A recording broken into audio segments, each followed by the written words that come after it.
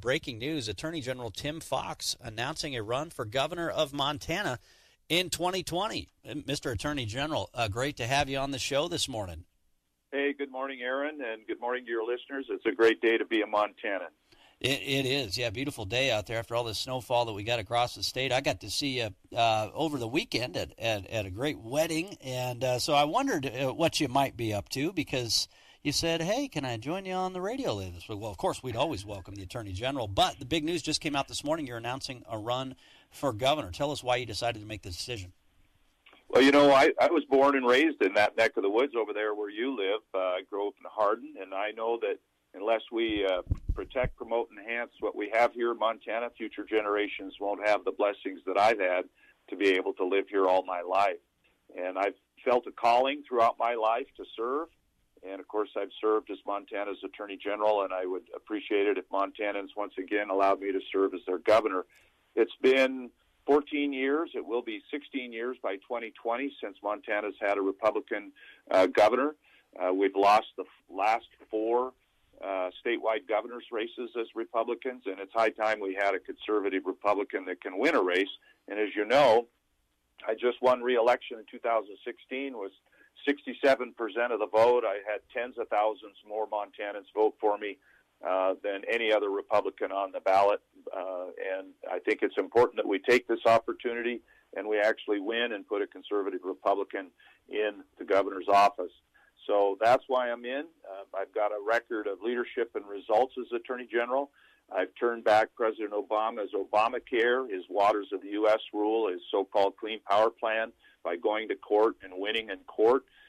I've protected Montanans' First Amendment religious freedoms in court, and, of course, their Second Amendment right to keep and bear arms. So I'm the conservative guy that can actually win this finally for Republicans in 2020, and I hope that your listeners will get on board at foxforgovernor.com, foxforgovernor.com, and let's get this going. Well, and I think it's been, since 2004? I think I was still in college the last time the Republicans controlled the governor's mansion in Helena. Then Bob Brown lost the governor's race to Brian Schweitzer, and the Democrats have held on to it ever since. But really, Attorney General has been, there's been several governors who first started as Attorney General and then became governor. I mean, Governor Steve Bullock was Attorney General and then became governor. Mark Roscoe, former Republican Governor Mark Roscoe, Attorney General and then governor of the state. So it's kind of a natural next step for AGs in the state. Well, you know, I'm the only statewide Republican office holder that's term limited in 2020.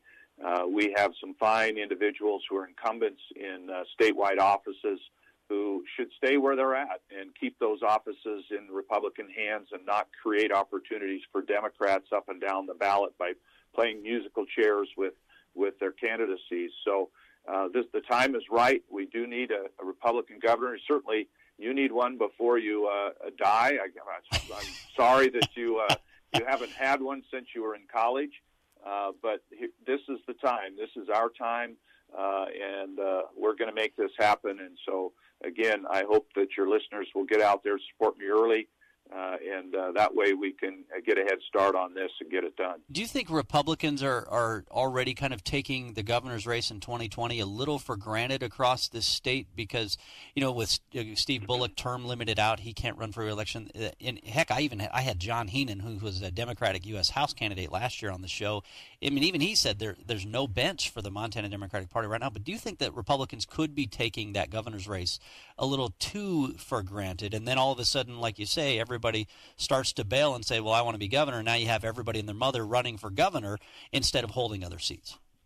Well, my friend Judy Marks was our last Republican governor, and she unfortunately decided not to run for a second term, which then made it an open seat. Brian Schweitzer got elected, and he held it for 2 terms.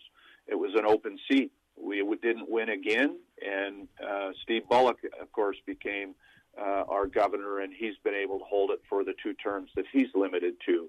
You only get these opportunities once in a while, and you don't want to squander them by having any kind of party infighting or whatnot. This is our time, as I mentioned, and we need a conservative Republican who's going to stand up for our oil and gas and coal industries, our ag agricultural industries and making sure that we bring new technologies and industries to Montana so that we have an all-of-the-above economy. I've been a very effective Attorney General.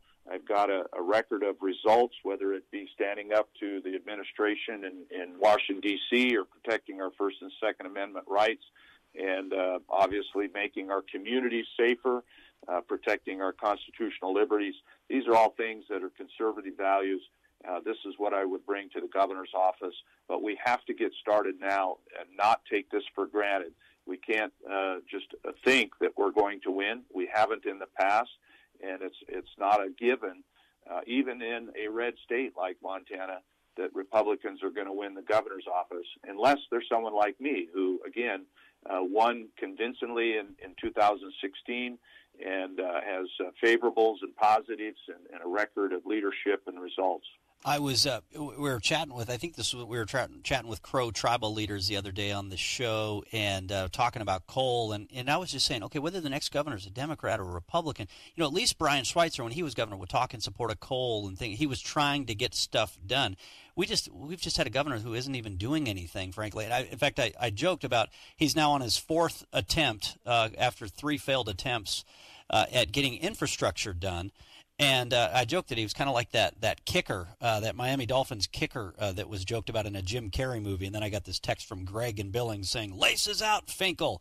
It's like, how can you fail at infrastructure that many times? Something as simple and bipartisan as infrastructure. So what's the opportunity that the next governor has to actually get this state moving forward? Well, the opportunity is working with a Republican-held legislature. Republicans have held the legislature for some time. Unfortunately, our current governor has thwarted some really conservative things that we've tried to do through the legislature to move Montana forward.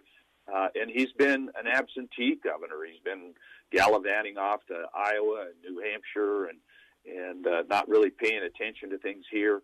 You're right. At least Governor Schweitzer went out to the state of Washington and fought for coal port expansion, so that we've got the largest coal reserves in the nation, and we need to get that marketed off to Asia. And I've worked very hard there and getting involved in lawsuits to protect the Commerce Clause of the United States Constitution and keep states like Washington and California and Oregon from preventing our commodities from being marketed. Governor Bullock's been a no-show on all of that. So, it's time for change. Again, we can't take this for granted that we're going to win. We need the right candidate, and I'm that guy. All right. Attorney General Tim Fox announcing his candidacy for governor. He just defeated cancer. He won a successful re-election for Attorney General. Is his next victory the governor's mansion? Tim, great to talk with you as always. Thanks for being with us this morning. Thank you, Aaron, and I hope your listeners will go to foxforgovernor.com. Get on board. Let's get this done.